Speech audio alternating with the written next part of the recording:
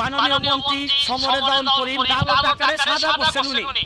তাও মন্ত্রী হওয়ার আগে 10 তলা একটা বাড়ি আছে ওনার, যেটা নির্মাণ ব্যয় হয়েছে 15 কোটি টাকা। তোপখানা রোডে দুটি অফিস পেয়ে, তারপর হচ্ছে গিয়ে জমি হচ্ছে গিয়ে 19 জমির মালিক, তারপর রাজধানীতে 4 শতাংশ জমিতে একটি বহুতল পাকা বাড়ি, যার মূল্য কয়েক কোটি টাকা।